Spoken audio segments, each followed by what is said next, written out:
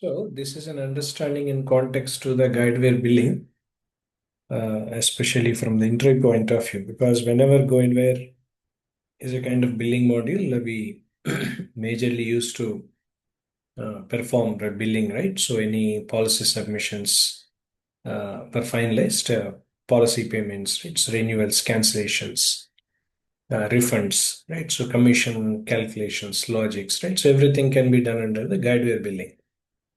In regard to that, first of all, we must be knowing about understanding what exactly account policies and invoice. This is something confined to the people who are need to have knowledge over the basic understanding, right? So these are the things. The first one about the accounts, policies, invoices, all that.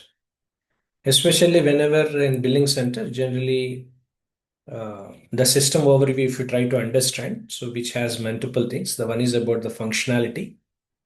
Functionality, nothing but the billing cycle, okay, billing cycle where billing and as well as receivables management for any property and casualty insurance.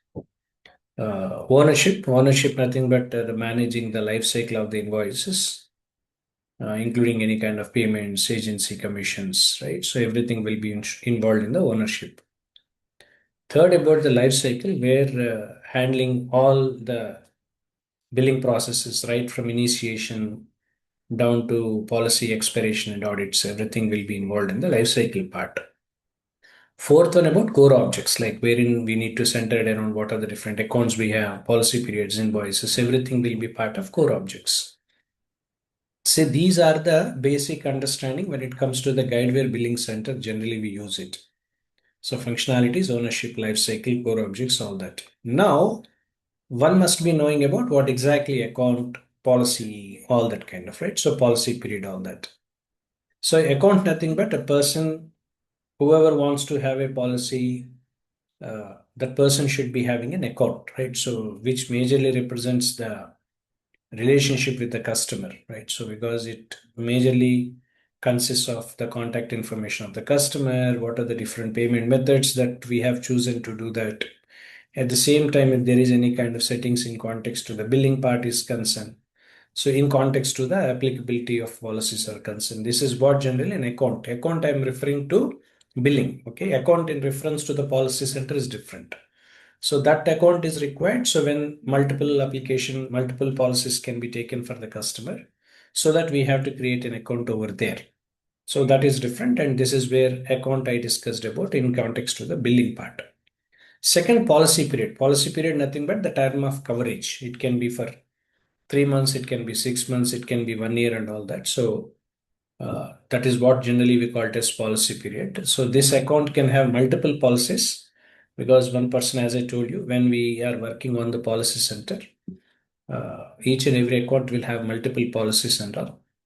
So whenever we are performing the policies, once the customer have submitted, we have submitted quotation to the customer. If we have bounded it, so it went to the billing. That's where generally payment come into picture. So that here we need to decide what are the different payment plans we have. For example, sometimes customer is paying 3 months or 6 months down payment and rest in monthly installments. Some customers are paying yearly premium at a time. So different things. So payment plans depends on the type of payment customer is paying and term of the payment what customer is paying, which majorly defines at the policy level. This is what we call it as policy period, including the policy billing details, billing payment plans, all that. The third one about the link. Link, nothing but whenever the billing center is receiving charges from the policy center, because as I already told you, so once the quotation is given, so once the quotation is binded, automatically payment has to be initiated. That's where generally it connects to the billing center. So billing center receives the charges from the policy center.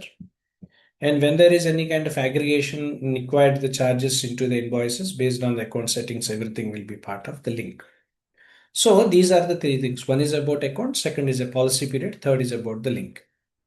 Now, what are the different payment plans and invoice streams that we have? Generally, when it comes to the payment plans, which majorly defines is about how much and when the policyholder is paying. Just now I told you some time back, right? So let's say customer is paying 3 months as a down payment. Remaining he'll pay in equal installments. That's how generally the payment plans were. So this has to be configured for different policies. It is not for one policy. Policy to policy, that will vary. Okay, because some customers consider, for example, the policy premium will be somewhere around $600, right? So $600 where $200 will be paid by the customer upfront. Remaining $400 he'll be paying, or he or she will be paying in the equal installments for the forthcoming months. So for a tenure of 1 year, or for a tenure of 6 months or something of that. This is what generally we call it as payment plan stands for.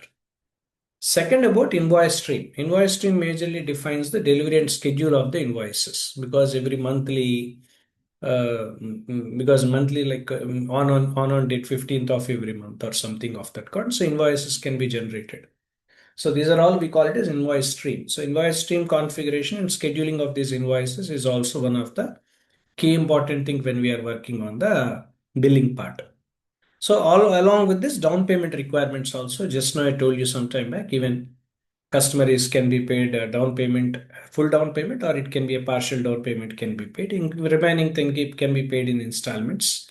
And there can be a possibility wherein grace period can be given. That's where we call it as delinquency plan stands for. For example, on a particular time, the customer has not paid the premium on the particular time, automatically that will be renewal. At the time of renewal, automatically it will be moved into the delinquency status.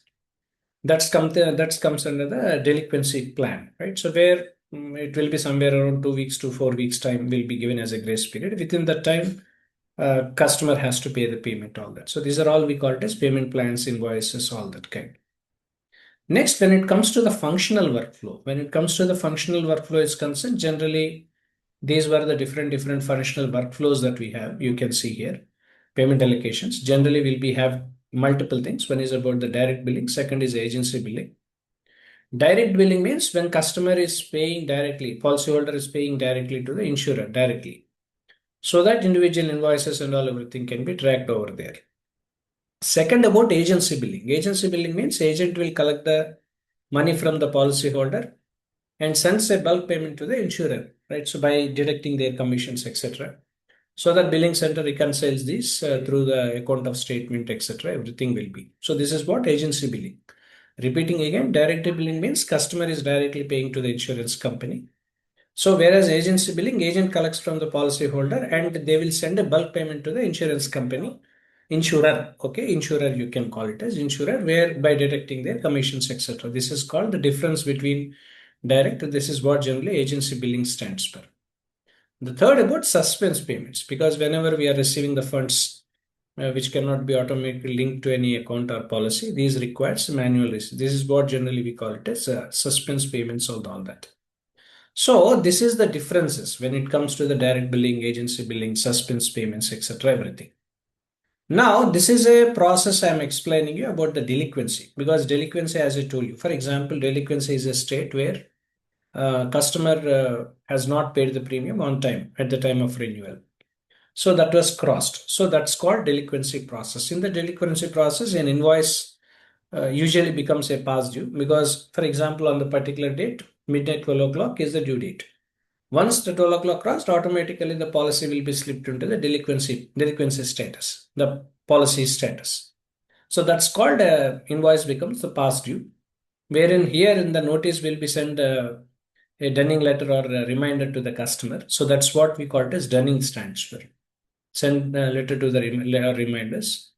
Next, further, it will be hold, right? So further transaction on the policies are blocked if customer has not paid the premium within the stipulated time of the letter of communication that we are sending to the customer.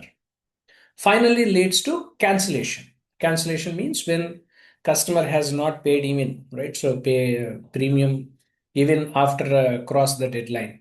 So within the delinquency status, if he is not paid, automatically policy will be considered as cancelled because of the non-payment. So these are the 4 steps. One is about the triggering step. Second is about the notice. Third is about the hold. 4 about the cancellation. This is where delinquency process comes into picture. Next about the disbursements and write-off, that can be discussed in the previous session, in the next sessions.